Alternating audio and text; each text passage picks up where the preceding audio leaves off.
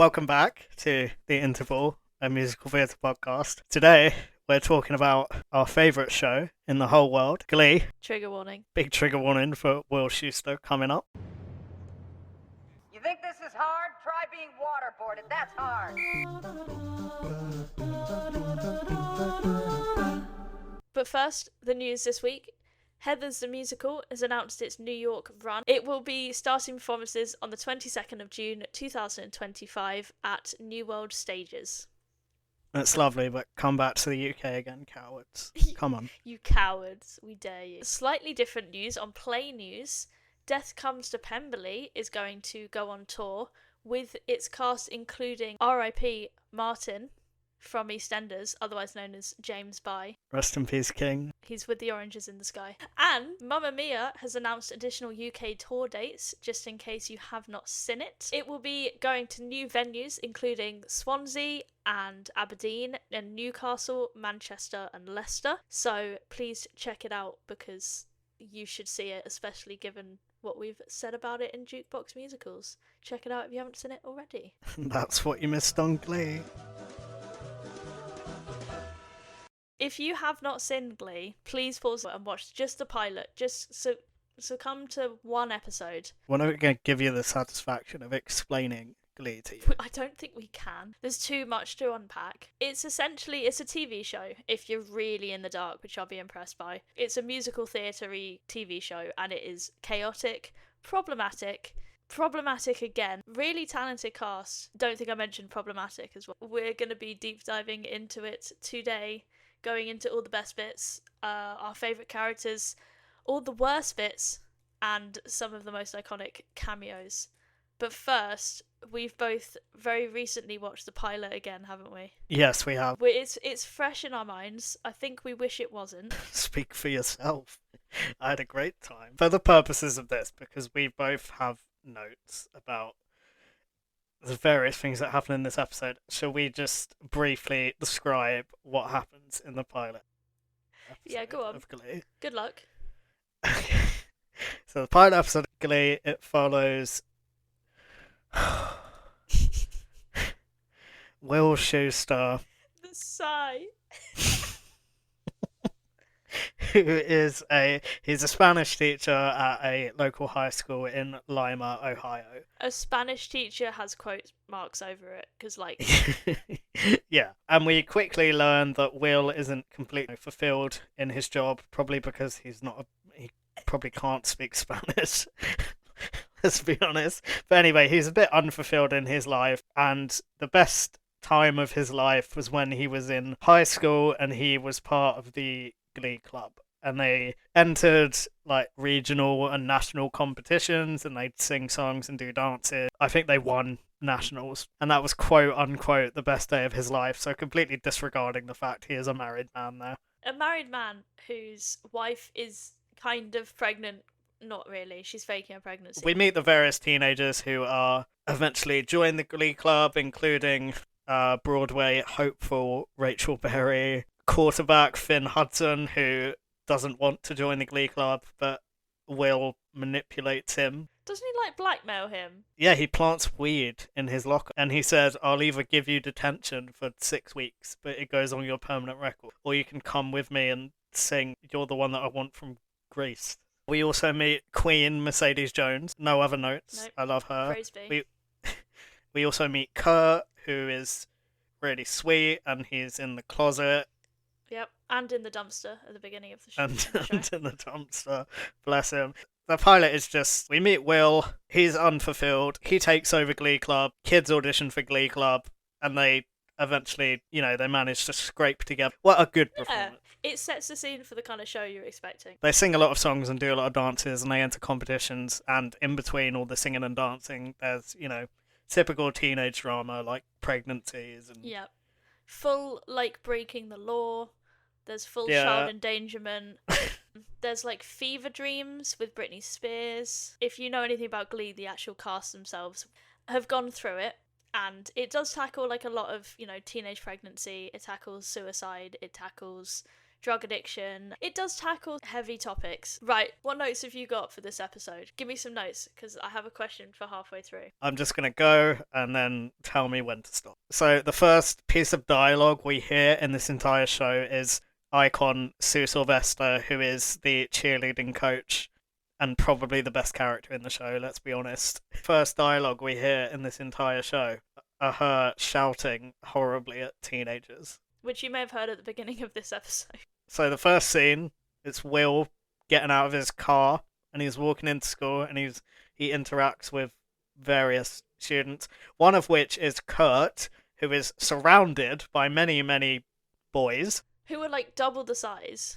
who have cornered him next to a dumpster, and Will just walks past and goes, "Hey Kurt, making new friends?" Like, what? This poor boy is clearly being harassed. Come on. Will Schuester is such a pick-me boy. It's insane. He's like walking, he gets out of his really broken car. He's like walking with his sunglasses on, and he thinks he's really cool. He actually looks like a dickhead. It links to the first note that I wrote about Will, which is he's a walking ick. He just makes me feel icky. Oh, his main focus in that instance, after going, "Oh, you made new friends," is, "Hey, don't forget your Spanish papers due, Finn." Finn, who is one of the boys surrounding Kurt, who are clearly about to harass him. But I also have a note about Finn here, because before they pick Kurt up and throw him into the dumpster, he says something like, "Oh no, this is Marc Jacobs' new collection." Like, Wait, Kurt says that, not Finn. yes, Kurt says that. Sorry, he's talking about like his blazer or his jacket it's or a nice something. jacket, to be fair. It is nice. It's a nice color. And Finn says, "Hang on," and they put Kurt down, and Kurt gives Finn his jacket so his jacket doesn't get dirty. And I just think that's sweet, and I think it's a really nice little character moment for Finn, because Finn is very, very stupid, but he's a wholesome boy. Yeah. Actually, it's gonna really pain me. I have a fact. I have a fun fact. Kurt broke his he really hurt himself being chucked into that dumpster during filming. He broke his toe on the second filming. The second shot. Yeah. So they fully went for it. What happens after? So we're following Will Schuester as he's strutting like a goon into the school. Yeah, so Will goes into the staff room, and Ken, I think his name's Ken, I hope his name's Ken, I don't know, the football coach, he's complaining because budget cuts have gotten rid of their coffee machine, and then we meet again the icon that is Sue Sylvester, because she comes in with lattes from Starbucks for everyone. After this bit, after the scene of that, we do get a bit more of the Cheerios, don't we? Yeah, we get a bit more of Sue shouting at children. Yep. Which is always fun. Then, probably the ickiest scene, and that's saying something, because in a minute you get topless Will Schuester, which is a trigger warning in of itself. What the cast called in their 10-year rewatch, the paedophile scene, which is basically the musical director, the drama teacher of the school, singing with a 16-year-old boy, and he is touching his chest, and it's really icky. These events all lead up to Will deciding that he wants to take over the Glee Club, which is exactly what he says to Principal Figgins, and the principal's response is, "Do you want to captain the Titanic as well?" I forgot how funny the principal is, to be fair. He was so funny. So good. So, yep. So Will's decided he's gonna take over Glee Club, and then I think pretty much straight after that we cut to the audition montage. Just after, or just before we cut to the audition montage, we cut to Will Schuester basically meditating next to his wife. I can imagine if you first watched it and you didn't know anything about Will Schuester, you'd be like, "Oh yeah, fine." Once you see that man twerking, it's out. It's all over. Yeah, then we get the auditions, which, to be fair, so good. I've just written by Queen Tina, reflecting both her song and outfit. I fully forgot she had a stutter. Same, but she doesn't, does she? That's the whole point. Yeah, she's putting it it's on. It's not real. A wild character arc to go through. One of my notes is Mercedes fucking slays, because holy shit, that woman can sing. I love the way she goes, "My name's Mercedes Jones and I'm going to be singing," and then she just goes into it. It's so good. If you could sing like that Would you not? Oh, I would never shut up if I could sing like that. I liked how Kurt was so unbothered during the whole audition. You know what though? My note says Kurt's kind of shit in Mr. Cellophane, not gonna lie. Specifically the film version, because I didn't like the stage version of Chicago, is my favourite thing on the planet. Mr. Cellophane is brilliant in that film. Kurt does not do it justice in any sense of the word. There are many performances that Kurt does really, really well. Yeah. This is not one of them. This is not one of them. Rachel's entire section is fantastic. 10 out of 10. I love it. It's perfect satire. My note here says Rachel is a real villain of Glee because she's like... You know what took me out is when she's describing that putting the star next to her name is a metaphor and the transition is like fire. Like, why? You know, like, so my issue is... It's so devil coded. The metaphors are important. My gold star is a metaphor for me being a star. My note says, babes, that's barely a metaphor. I was thinking as I was watching it, is it though? It's not. I don't think that's how metaphors work. The water is as blue as the sky or something, fine, but... The star is a metaphor for a star. No. Oh, God. No, Rachel. But she may be the villain of Glee, but it's okay because she can sing well.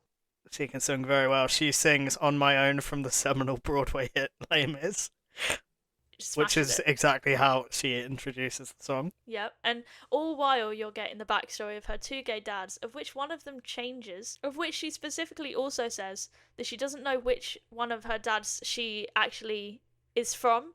One of them is black, the other one is white, and Rachel Berry is very white. That dad is soon to be replaced by Jeff Goldblum later on in the show, without it being acknowledged, which is a very, very interval thing to do. Oh, maybe they're podcast listeners. You know who we didn't get, though?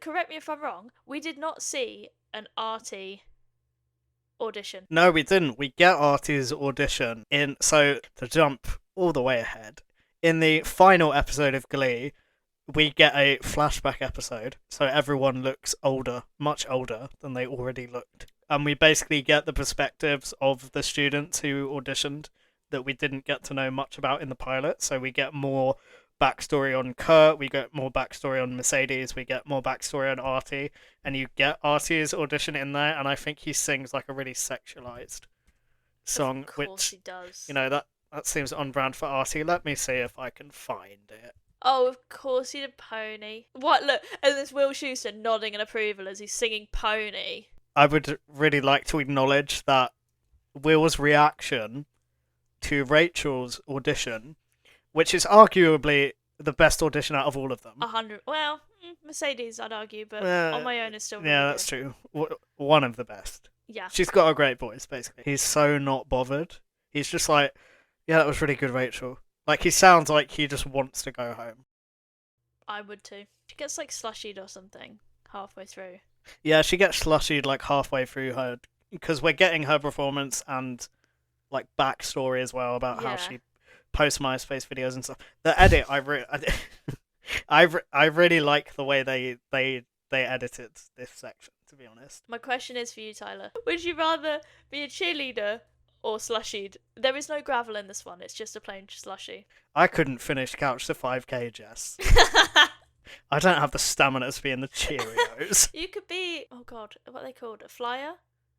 That's what I was. Is that someone who's just like thrown in the air? Yeah. Okay. Yeah, like I was it in my school PE lessons once, and I loved it.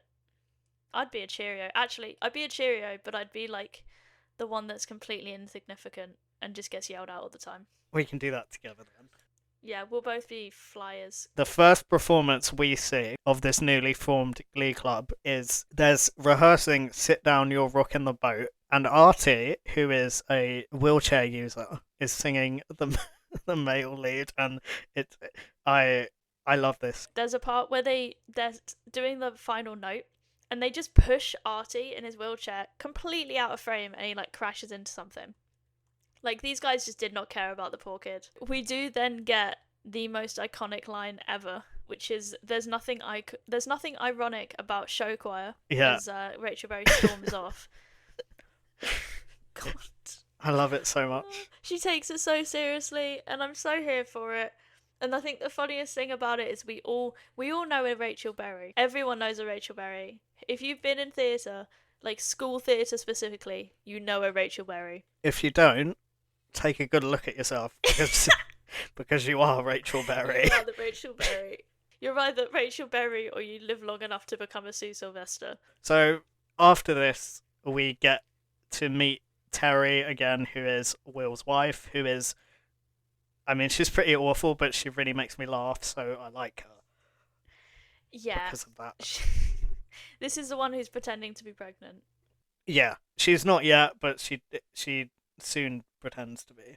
Initially, she does think she's pregnant, and then she goes to the doctor and she's told she's having a hysterical pregnancy, so her body like mimicking the symptoms of pregnancy. But she's so like desperate to have a baby and make Will happy, she decides to try and fake the pregnancy and try and conceive at the same time, so that they can like line up and she can actually be pregnant and it won't be a problem. But she just never gets pregnant, so it just gets really, really bad and out of control.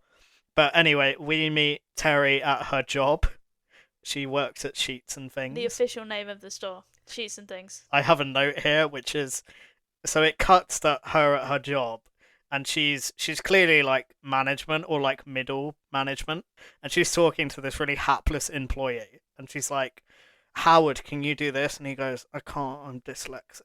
And I just want to say Howard at Sheets and Things is me whenever I need to change my duvet. Will comes in to talk to her. So he comes in and says, I'm going to need to stay late a couple of times a week because I've agreed to cover like after school detention because like that's part of the deal of me running Glee Club is Figgins needs me to do this. And Terry's upset by this and she goes, I'm on my feet for 4 hours a day, 3 times a week here. You can't expect me to come home and cook dinner for myself. And just that line just absolutely took me out. I love it. Oh my god. It's such a wild, like the writing is just wild in this. It's so funny. It's so unserious. But again, I would like to say impeccable satire. Oh, absolutely. Thing is, once you look at Glee as a bit of a joke, it's hilarious and it's so funny. If you try and watch it seriously, it just doesn't work. So after this, Will goes and asks the football coach if he can like go and pitch Glee Club to the football kids. Because that's going to go down well. So he does, and it goes down as well as you'd think it would. And then he's like hovering in the changing rooms for some god knows why, some reason.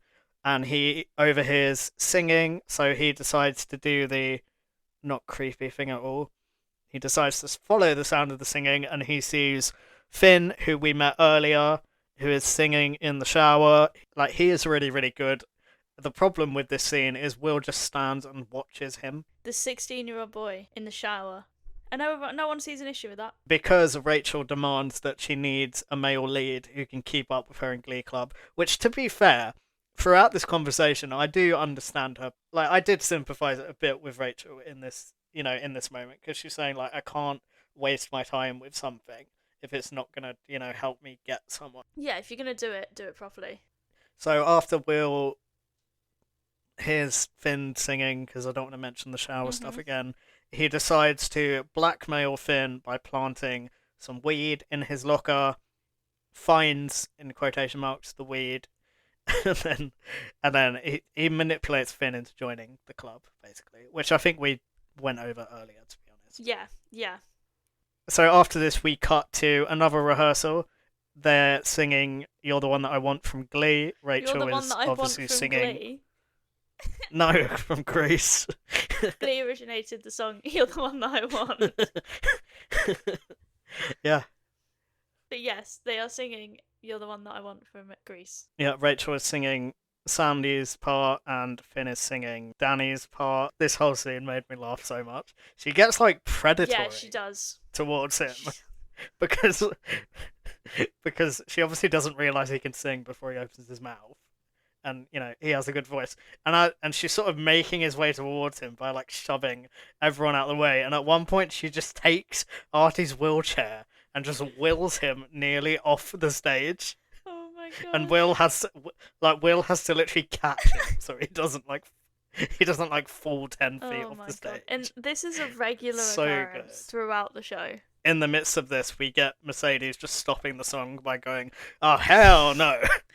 Which, look, if she wasn't so iconic, that would be mildly offensive, I would assume. But it's great because she's like, "I can't be singing backing vocals. Like, She shouldn't be singing backing vocals. my voice isn't for backing vocals. Come on," which I've just written down. Mercedes, you tell him, my queen. Absolutely. Yeah, after this, Will decides to take the kids on a little trip to go and see one of their competitors to like get some inspiration. He basically thinks they're gonna go see how awful the competition is, and then they'll be really motivated. But the competition are vocal adrenaline, and they're really, really good. Then Terry tells Will she is pregnant. Will decides to quit his job completely to become an accountant to earn more money to support his baby, which, I mean, like, fair enough. There's emotional scenes of him saying bye to the Glee Club and things. He sings Leaving on a Jet Plane. Um, I've written, this is so melodramatic, but I do actually like the performance. It's not the worst one he's ever done. The New Directions, that's the name of the Glee Club, by the It way. is. I don't know if I He has mentioned that it. epiphany while half naked, from the top. Like he's topless in bed. He sits up and it's like the New Directions. That's that scene. Yeah, so the New Directions, even though Will's leaving, they decide, oh, you know, let's still try because we enjoy this and we might as well give it a go. So Finn picks a new song for them. Mercedes sorts out costumes. Artie plays guitar. The episode ends with, I think Will basically decides that he wants to stay with the Glee Club anyway, so he goes back to teaching, back to the Glee Club, and the episode ends with them performing "Don't Stop Believing." And it's not dreadful, to be fair. It's quite a good song. No, it's good. That's basically the pilot episode. Honestly, unironically, I think this is a really good episode of television. I think it's great. And to be fair, Glee, because Glee has a lot of really good bits in it. There's some iconic moments for the whole thing. It's memed to this day, but it's actually pretty decent. If you wade through the garbage, Yeah, like there's some good stuff. I mean, the first one, obviously, it's quite later on in the show, but as we've established, throwing slushies at people as a form of bullying is a thing. Probably not in America, but in this show. There's a bit where they're going up against the Warblers, and one of them throws a slushie at Kurt. Blaine jumps in front like he's taking a bullet for him. It's so dramatic. But there were actually rocks mixed in with the slushy, which obviously hurts. Now he has to have he has to go for surgery, and he has an eye patch for a bit, and it's treated like he's just taken a bullet for Kurt, and it is so dramatic. It's hilarious. But because of this, we get Santana defends his honor, doesn't he? And what does she do, Jess? It is quite possibly the most iconic and the best performance I've ever seen in Glee. She storms in looking iconic. She is dressed to impress, and she essentially challenges the Warblers' leader, Sebastian, who's played by Grant Gustin, which many may know from The Flash, to a sing-off, like a duel. It's very dramatic. It's very, think like West Side Story kind of situation. Yeah. They then force two cello players to sit down and they riff off the most impressive version of Smooth Criminal I've ever seen in my life. It's so intense. It's great. It's so dramatic, but in the perfect way. And it's like spinning the camera around to both of them, and it's like she's defending their honor. It's so good. It's so good. It's really good. And Santana absolutely wins. Oh, she fully wins. Other iconic bits, because there's so many. There's so many. There's two performances in particular I would like to point out quickly. Mm-hmm. The sectionals performance of Valerie. Oh. It's fantastic. For one, Santana gets the lead vocal. Mm-hmm. And she is fantastic. Yeah.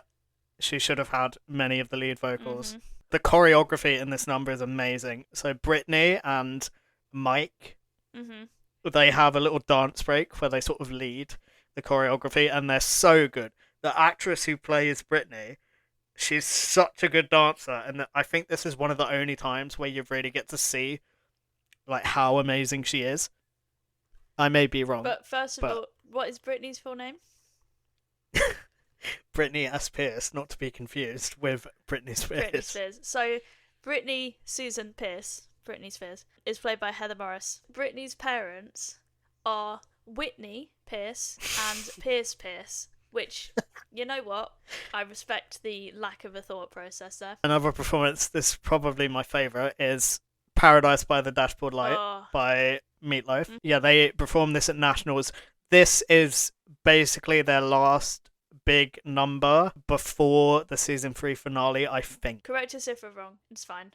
We can take it. But everyone gets like their little moment, and it's just really, really nice. So good. I have 2 songs, aside from Smooth Criminal, that I think are probably some of the best things in Glee and in general. Mercedes and I Am Telling You. She gets this like massive solo. Fun fact, Amber Riley then went on to play Effie in Dreamgirls. The power on that woman's voice is unlike anything I've ever heard before. It is iconic.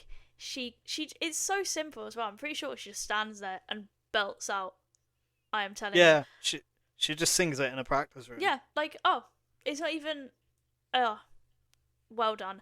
And then And the whole point of the episode is people are getting fed up with Rachel just taking all the solos automatically. So this is like, it's like Mercedes being like, shut up for a minute. Yeah. Because I deserve this solo. And I Shut like, up, Heather. they, yeah. And they zoom in on like Rachel's face at one point, and you can really see like the respect and like awe that she has for Mercedes. And I think it's a really sweet moment. It is, and accompanied by an unbelievable voice.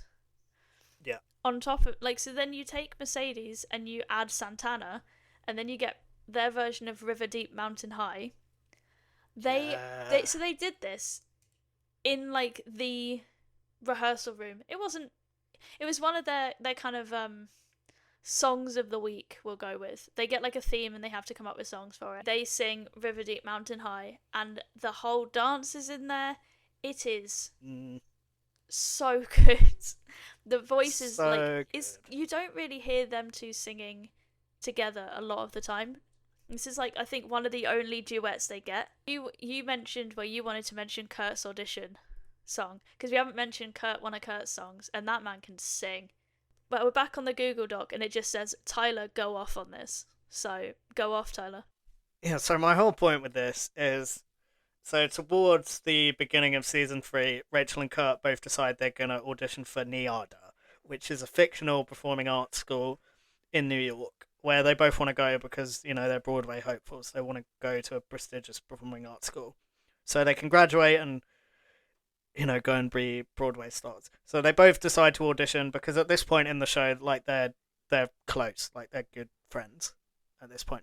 So they're really supportive of each other, and they both go to their auditions. Kurt does an amazing audition. It's probably Chris Colfer's best performance in the entire show. He does not get in, even though I will repeat, his performance was amazing. Rachel turns up for hers. She flubs the words twice. She gets 8 bars. She flubs it. She gets 8 bars again. Messes it up again. Tries to say, like, to the musical director, can you give me one more chance? And she's just like, no, you get 8 bars. I gave you 16. Go home. She gets rejected. She then harasses, like stalks and harasses the musical director of this school to give her another chance. The musical director eventually she goes and watches one of the New Directions performances, basically, and Rachel sings a song that convinces her to give her a place. And the performance that Rachel does sing is really good, to be fair.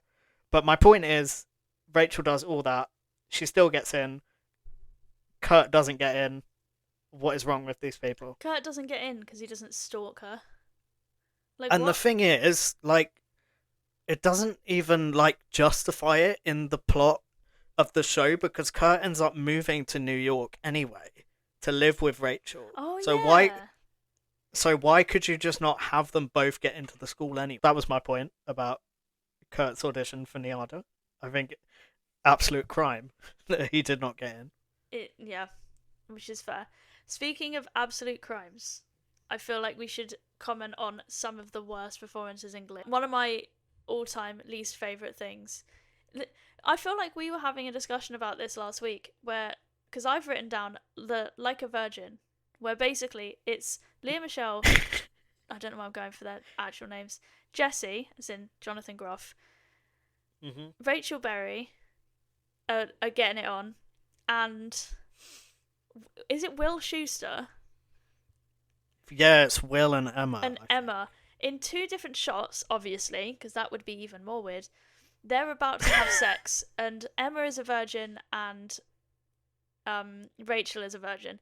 So they're basically singing while getting it on, and it's just so uncomfortable.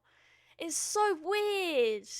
0 out of 10. Would not watch again. This is less because I'd say the actual performance is bad, and more that the circumstances around it. Okay. I just think are hilarious. In season 3, there's a little storyline where Quinn is driving somewhere. She's texting while driving, and she gets hit by a car. Yep. And she ends up in a wheelchair for multiple episodes, during which there is a performance in the rehearsal room where her and Artie, both in wheelchairs, decide to sing I'm Still Standing. It's so tone deaf. There's a whole conversation we won't get into. Artie, the guy who plays Artie, is not disabled. Like, there's multiple scenes where, like, you get Artie wishing that he could walk, and he does in songs. Like, Yeah, he has a whole dream sequence where he like dances. yeah. But there's also a song. I can't even remember what the song is. You might have to tell me if you know it. There's a song where they're doing synchronized swimming. They dive into the swimming pool, and then Artie just wheels himself and throws himself into the pool. Wheelchair and all. Wheelchair and all. I love the visual of that. It's so funny. And no one bats an eye. And for more context, the group are performing this song to set up like romantic tension, because this is when Will proposes to Emma. Oh, God. Speaking of Will, I have to dive in with another one. Basically, A Little Less Conversation is Will Schuester trying to teach people Spanish. He is in what I do would remember argue now. a very offensive Spanish garb, because the man is not Spanish. He is trying to be like a Spanish matador, and the song is Spanishified, we're going to go with, and it is dreadful. He's moving like Elvis, and it gives me the ick. There's like a whole blooming band going on. There's a section, I promise you I'm not joking, where he has somebody, Britney specifically, and I don't even know who else, pretending to be a bull charging towards the red cape that he's got. Like, full children. It's just not right. The whole cast, I don't think they were acting in the audience, because they're cracking up, and it is the funniest and most ridiculous thing I've ever seen. In one of the later seasons, which I have not seen all the way through, there is an episode where I think there's like a gas leak. Oh, God. And everyone starts hallucinating everyone else's puppets. Oh, and my God, yeah, I remember that one. And Blaine sings What Does the Fox Say with all the like puppet students, and it's horrible. It's dreadful. If you get onto Glee and you get into it and you see the words Rocky Horror Picture Show coming out, skip, run, go to a different season. Because what follows are... That's an entire episode. That is a whole episode. There is a song in Rocky Horror, if you have not seen it, if you haven't, watch it, called Touch Me, basically. It's very seductive, very sexual. Will Schuester and Emma sing it in a classroom. There aren't kids there, but there are kids watching through the window. It's weird. It's really, really sexual. Like, tops come off. There's a scene where she's lying on the table pretending to you can fill the blanks in for that one. And what happens is, looking down to her from above the table is the entire Glee cast, 18 years and younger, dressed up as characters from Rocky Horror, singing the song while she is writhing on the table. There's also the dentist boyfriend there at some point. Oh, John Stamos, yeah. It is horrendous. It is so uncomfortable. I could go off on the Rocky Horror episode, but it is icky and it is dreadful. We should move on. If you want more performances, watch Glee. Let's do cameos and then we can end strong with Okay. best bit. John Stamos is an absolute icon of an actor in Full House, and like he's in You, not really, the Netflix TV show. One of the very many cameos. In the interest of time. Yeah, we'll list them Just- all. I hope you signed up for a long one. Yeah, get ready. We're going to tell you exactly who they were and what their purpose You was. thought Heather's was long. Please, even longer. No, I'm joking. It's not. Please stay. No, we're going to quick fire just some of our favourite cameos Mhm. at you. Would you like to start, Jess? Because I think you wrote the first one. I did, because it's spelt horrendously. The one and only Jonathan Groff, who played Jesse, the love interest of Rachel Berry. Yep. Smashed it. Fantastic songs. No notes. So I have Adina Menzel, Oh my god. the icon, playing none other than Rachel Berry's biological mother. Yeah. And yeah. Can I just say, hats off to the casting director, because Dina Menzel and Leah Michelle, they look scarily alike. True. Also, hats off to the casting director for successfully predicting that Jeff Goldblum and Idina Menzel would kind of have a link in Wicked now. I like that. I respect that. Because Yeah. obviously Jeff Goldblum is playing Rachel Berry's now dad, completely different to the guy who was playing the dad in the pilot. But it's now her dad. So, you know, you got the wizard and you've got Elphaba playing her mum and dad. On Wicked, we also have Kristen Chenoweth, who plays April Rhodes, an icon. We're not going to do this for every cameo, but I just want to set this one up because I think it's funny. So April was a friend of Will's when they were in high school together. She was in the Glee Club. She was like the star of it. She was like the Rachel. Yeah, she was the Rachel Berry. Yeah, she was like the Rachel of Will's generation. So there is an episode early on where Will realizes they don't actually have enough members to like professionally compete in competitions. So he discovers she never officially graduated. So he sort of coerces her into going back to high school to get her diploma, but really he just wants her to sing Which is very, very Will Schuester. in the coded. Glee Club. But yeah, she's great. She's really funny. She's so funny. She's so problematic. They do a duet of the Alone, like the How Could I Get You Alone song, and it's really good. There's kind of a thing there, wasn't there? They were having Yeah, a bit of a there- moment. Yeah, there was a little bit, yeah. Speaking of iconic duets with iconic cameos, Neil Patrick Harris, who played, and I'm not joking, Brian Ryan. So this is Will's high school rival. Yep. Because Who went on to professionally be in Broadway, both in real life and in the Glee universe. Yep. And they sing a song. They sing "Dream On," don't they? Yeah. Which is so good. The notes that they both hit are mad, and it's so funny him being on there. They have like a It's little rivalry. really They're good. both trying to get the lead in a different musical. I don't Yeah, it's like a local production Yeah. or something, isn't it? and they sing "Dream On" as a duet that's kind of like a rivalry duet, and it's oh, God. But they hit them notes. I can't blame them. I've already mentioned one as well, Grant Gustin, who I would argue probably wasn't much of a cameo at that point, but he is now. He's like proper evil as well, and it's hilarious. The last one is Darren Criss. If you've been in musical theatre for any sort of time, you know Darren Criss. He's in Golden Globes galore, like the man.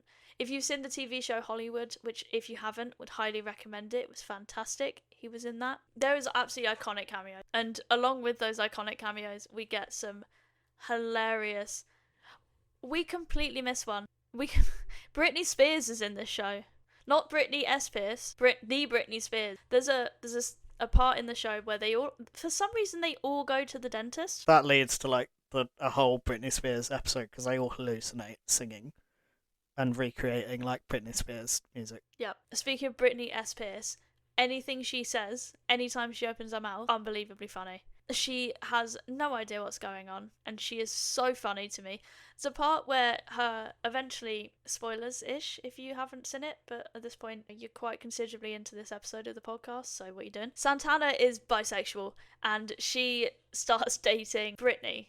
Well, she starts kind of sleeping with Brittany. The reason that they're not kind of together is because they're both in relationships with guys, and Santana confidently is telling Brittany that it's not cheating because the plumbing is different, which I remember watching that for the first time, and I can't remember what I was drinking, but I'm pretty sure I spat it out. It was so funny. The poor girl has no idea what's going on. She gives off like cat vibes from Victorious. There you go. That one's for you, Taylor. Yeah, oh my god, she does. But like post lobotomy. What's some other iconic scenes? There is an episode very early on where Mercedes has a little crush on Kurt. To be fair, it's really cute. Bless her. It's cute, but come on now. Yeah, she clearly doesn't realise that Kurt's gay. When she finds out, she feels a bit embarrassed and humiliated and upset. So she does a performance of Bust Your Windows, and it's just really good. She's like fully destroying his car. Yeah. Because he's gay, and she wanted to be with him.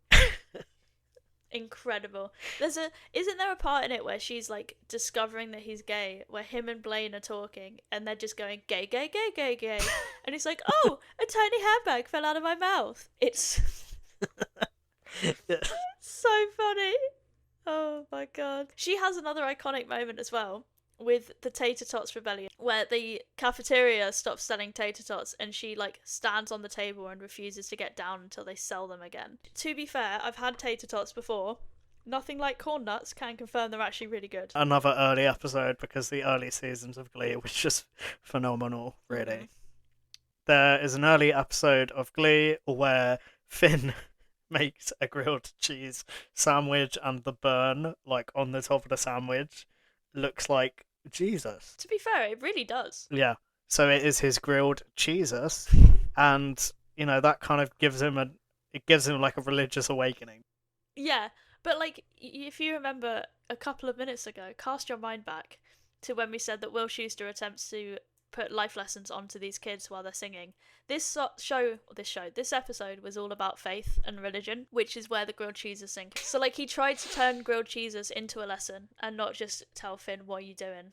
Get a grip on life. There was another one with Finn that you know more about than I do, of Finn singing to the baby scan that isn't his baby. Yeah, so early on we find out that Quinn is pregnant. Also, I've just noticed it would have been Finn and Quinn, which is so on brand for Glee. Yeah. Unreal. So Finn is pregnant. Quinn is pregnant. Oh, Finn! Congratulations. So Finn is obviously shocked and surprised, and as you would be if you were, 16 and you accidentally got your girlfriend pregnant. But he decides, because he's a wholesome boy. I love Finn. You can't slander Finn in front of me. He's dumb, but he's so well-meaning and just a good person.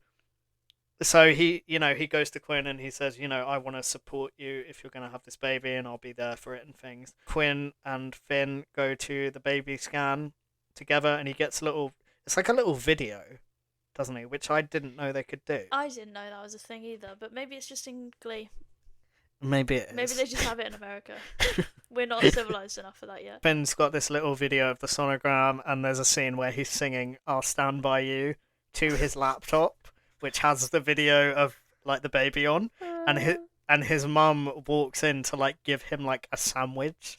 I've made you a snack or something, and she comes in with this like tray of food. And also Finn's mum, fantastic character, we love her, icon. And she like looks over his shoulder and goes, "Finn, why are you singing to a sonogram?"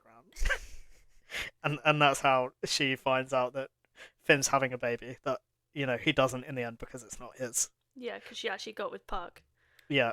But that's one of my favourite moments. But while we're talking about the baby, do we want to talk about what happens when Quinn actually goes into labour? Oh my god, can I say? You can, I was setting you up. Oh, thank god for that. You're going to have to tell me what the name of the band, what the group that they're singing it is. What is their group name? Can't believe you keep forgetting the name of Jesse St. James's group, Vocal Adrenaline. Vocal Adrenaline, that's the one. How am I supposed to remember? There's too many names. So yeah, basically, the Glee loves pairing very traumatic moments with songs, like a virgin, with being one of them. It's Yep. it's a look. Anyway, there Quinn eventually has her baby. As they're in like regionals, I think they're in one of the competitions. I think it's sectionals. They're in sectionals while Quinn's having a baby. They pair this up with Jesse St. James, Jonathan Groff himself, and Vocal Adrenaline, the group that he is with, singing Bohemian Rhapsody. And now, you know what? I respect it, because if either me or Tyler were editing this episode of Glee, we'd have done the same. They line up anytime they do like the operatic singing with Quinn screaming while she's in labour, and it lines up perfectly, and I love that. Jonathan Groff absolutely smashes Bohemian Rhapsody as it is, and it's just hilarious. You can't take it seriously because Jesse St. James is sounding like he's giving birth while we're watching Quinn, still in her like sectionals outfit for Glee, giving birth. It's really good. There's also the moment where they do the "Let me go, let me go" it like in the song, and it's interspersed between them singing it and Quinn like leaning forward and being like, "Let me go," Yeah, like really distressed. To be fair, it's really cleverly done. It is, I love it. And then Quinn has her baby, and Idina Menzel adopts it. Yeah, because she wants to be a mum, but apparently she doesn't care about Rachel. Yeah, well, you know, it is Rachel. Everyone makes mistakes. Poor Rachel Berry. Alright, so as I alluded to earlier when I was talking about Finn's mum, this has reminded me of another iconic character, Bert Hummel, who is Kurt's dad. We love Bert Hummel so much. Yeah, he's like the best character on the whole show, honestly. If Bert Hummel has no fans, me and Tyler don't exist. Also, if I ever had a child, which I wouldn't, because if you remember from our Traitors episode, I don't like balloons or children. I'd like to think I'd employ the same amount of effort that Bert did for naming his son, which is just to take his own name and change one letter. There's an episode early on which is all about Kurt like coming to terms with the fact he's gay, isn't it? And he gets up the courage to actually tell his dad, and his dad's just like, "Oh, I don't care, you know, I love you." I sort of kind of knew it. Yeah, he was like, "Oh, I was just waiting for you to tell me." But there's a scene at the start of, I think it's the same episode, where Kurt is in his bedroom, which is like downstairs in the house. It's like in the basement or something. And he's with Santana and Britney, and they're practicing really, I do have to say, really good choreography to Beyonce's Single Ladies. Bert walks in, and Kurt stops and goes, "Oh, it's just for football practice." Which is just so good. And I mean, it is. Yeah, because they end up performing it so Kurt somehow becomes a football player. Mm-hmm. And they end up performing it. He becomes the kicker, which is the player who kicks the ball over the poley things. Over the goal? Yeah. We sport good. So he becomes, and they do the dance on the football field, like in the middle of a match. Do we have any more moments we would like to highlight? When Mr. Shu told the New Directions they're all minorities because they're in the Glee Club, which is questionable at best. Completely different. There's a bit where Blaine, who is played by the one and only Darren Criss, him and Kurt break up because, well, I'll let you figure that one out. Sue Sylvester, the teacher, really wants them to get back together, so she locks them in a lift and won't let them out until they kiss. And I'm talking, she doesn't go into the lift and say hi. You know the little thing, like the little minion puppet thing from Saw? That rides in on a tricycle and tells them they need to kiss or they starve to death inside the elevator. And it is hilarious. That's the only best bit, because if we went on to all the best bits, we'd be here for years. That's all I've got. Yeah, I think that's a good one. I think that's a good one to leave it with. I think we should do an episode soon on why we think that season 3 finale is a perfect end, and have like a proper little debate as to whether the last 3 seasons needed to exist. They don't. Well, that was a short episode. Anyway, tune in. But no, I do agree, because I really like the season 3 finale. Have we got any closing comments about Glee before we talk about our holding space? Glee is an absolute shit show, And I but love it. it's so good, and I love it. I'm excited to talk about why the season 3 finale is where the show should have ended. Tune into that episode, because we might have a special guest as well. What are you holding space for today? Let's let people end this madness. I'm glad you asked. I'm holding space. I have 2 this week.